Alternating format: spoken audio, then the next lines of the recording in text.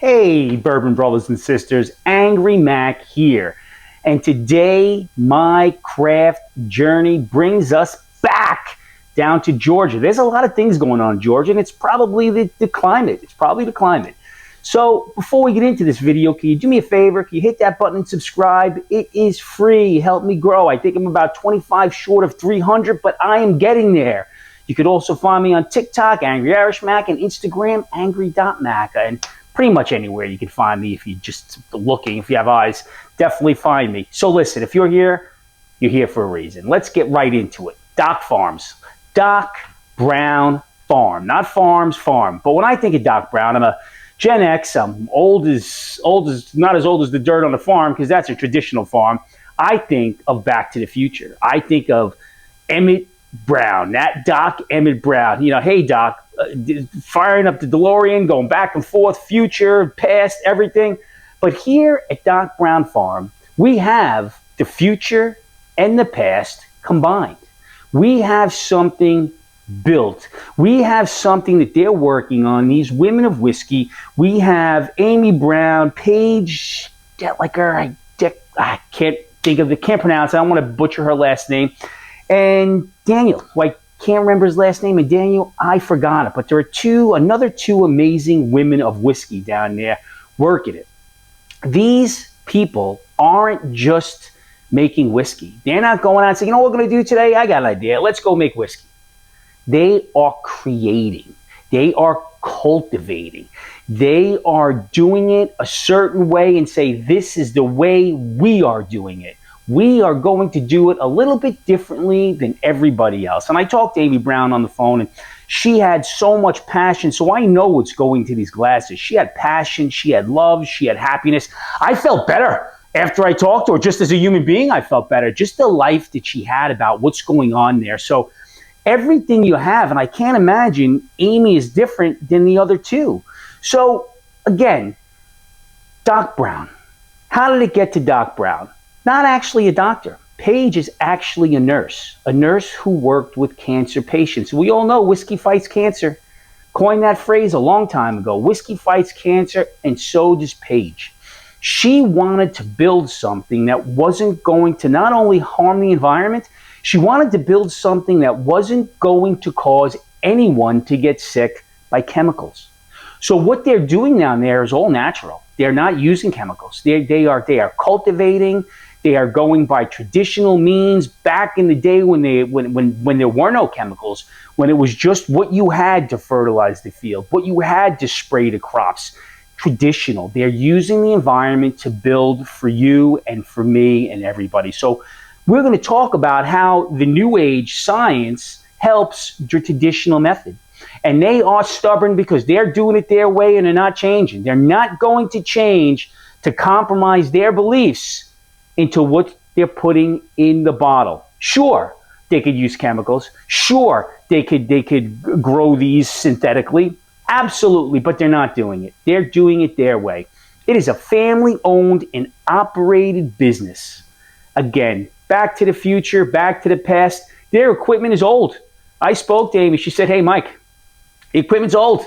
We got some old John Deeres. We're doing it. We're a small operation. We are a grain of sand in this community, in this world, down there in Georgia. I think she said about 30 to 40 minutes away from the heart of Atlanta.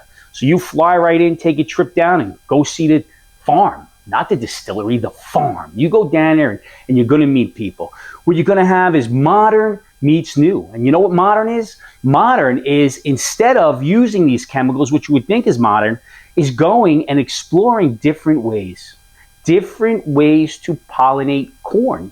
So you know what they did? They built beehives, bee colonies down there. They're pollinating. They wanted to take care of the Jimmy red corn that attracts, these heirloom grains attract bugs. So earworms, they wanted how to get rid of the earworms, because you usually spray them down. The chemical gets into the corn. Don't want that. Chemicals cause cancer. We don't want to cause cancer, so we got bats. Bat boxes down there eating the insects. Bats also pollinate, which I did not know. I learned that. Thank you, Amy. 57 years. I never knew that bats were pollinators. I just knew they ate insects. They're certainly feasting on the mosquitoes in my backyard, which I could tell you that's 100% true. So they're down there using natural methods to cultivate the land, grow the corn, grow the Abruzzi rye, but also to create a nice ecosystem. And what's interesting, Amy was telling me that the dragonflies returned. I didn't know this either. When the dragonflies return or you dragonflies appear, it means there's balance in the ecosystem. So they're doing something right there, not only putting great juice that I think in these bottles, they're helping you and I, they're helping the environment, and they're doing it the right way. This is research-based. This is research because they took the research. They go to Georgia, University of Georgia, constantly. They're looking at the grains. They're looking at the soil. So they're taking data meticulously. Amy has notebooks. I can just see her in this big filing cabinet with those marble notebooks, and she has data on soil. She has data on the climate. She has data on harvest. She has data on everything. Bees, bats, bourbon. And that's what we got right here, the 3 Bs. I don't know what to tell you about this. They got a great terrier down there, and that Georgia heat really adds a kick to this. So as I said, Doc isn't just a nickname, comes from the medical field, but you know what? It trickles down because if you're in the medical field, you're caring about people. If you're working on the ecosystem, you're caring about people. If you're putting out some great whiskey, you're caring about people. It's just what it is. It's tradition of the land down there. The germination is about 80%, so they're losing 10 acres of land. They're losing 10 acres of product. So now on the farm, they only grow the Jimmy Red corn, which is in this box. You probably can't see the Jimmy Red corn. They're growing it down there. They're growing the Abruzzi rye. Any other grains they're getting, they're locally sourced, but under the strict guidelines of what they want. They're only accepting and taking the things that are natural. They are using a Cooper in Georgia. So everything's there. I don't know where the bottling, I didn't get into that, but the bottles look fantastic. These aren't them. These are actually the smaller ones. So when we're looking at this, we're locally sourcing Jimmy Red, Abruzzi rye, careful note-taking, not using chemicals, experimenting, seriously controlled condition. We're doing a little bit of grandma's pasta visual, not measuring anything, just throwing in there, but also taking meticulous notes. There's a little bit of everything going in there. Is this overthinking? Does it make it better? Is it overthinking is always an interesting question because how much are you going to put into something to get an output? And I think you need to put into it what you need. That's it. There's no overthinking. Sometimes you overthink, and I say this all the time, and people who know me, there is never a bad idea.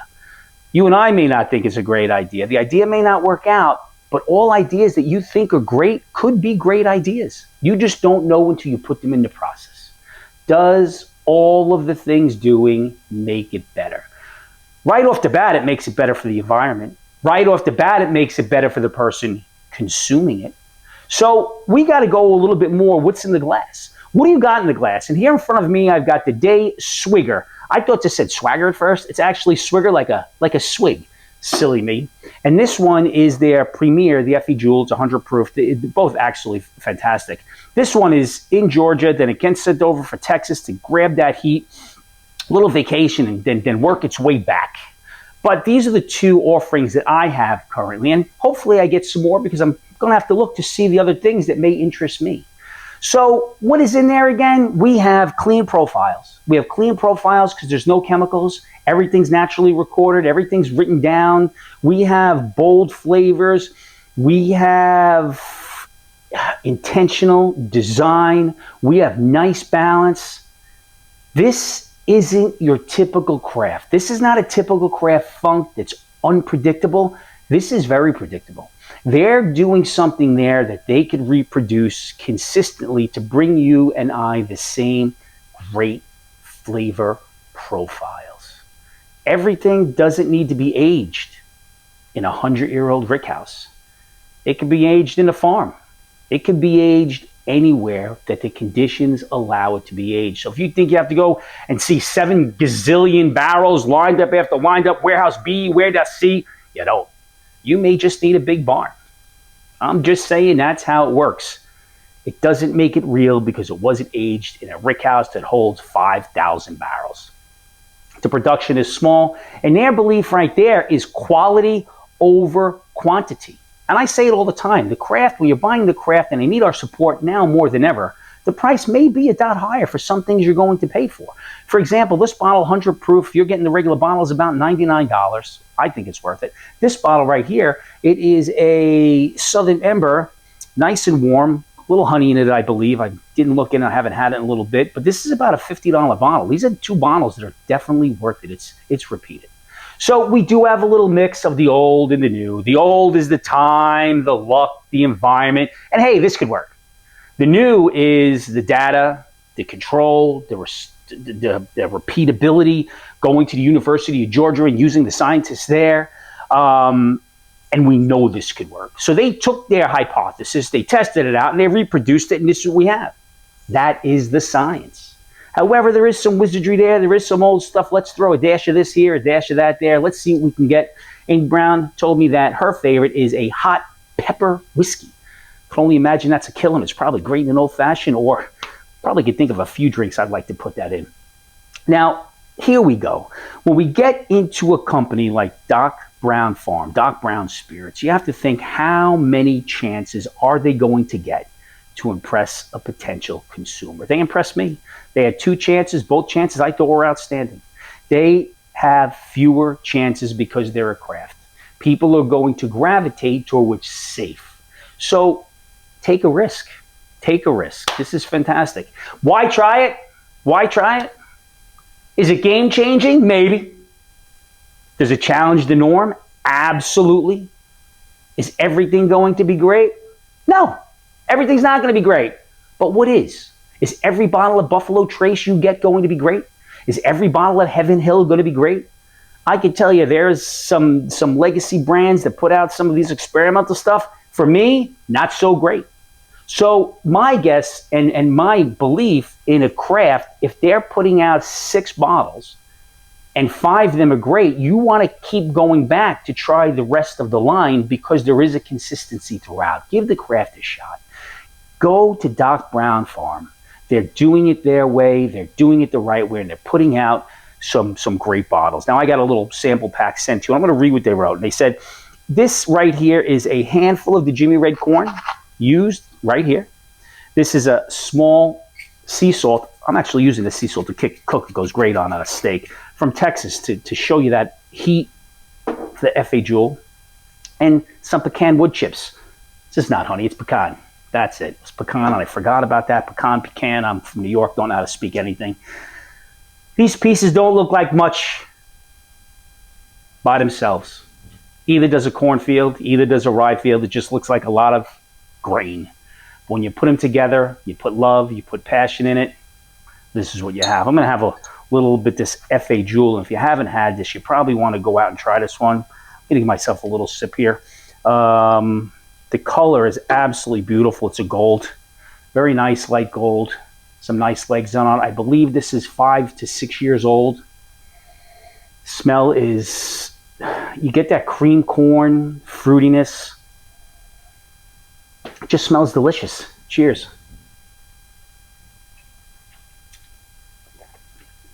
I really enjoy this. This is a nice, easy sipper. It's got a nice spice to it. It's got a nice maple brown sugar. It hits on a lot of different notes, a nice lingering taste. Now, for me, what's in the glass here is excellent. Find the people you love. Give them a hug. Tomorrow's no guarantee. And as I said, this is an excellent pour, so it's never what's in the glass. However, an excellent pour like this makes it better. It's the people you're sharing that glass with, and right now, I'm sharing it with you. You see Doc Brown Spirits, you may want to give it a try. I will.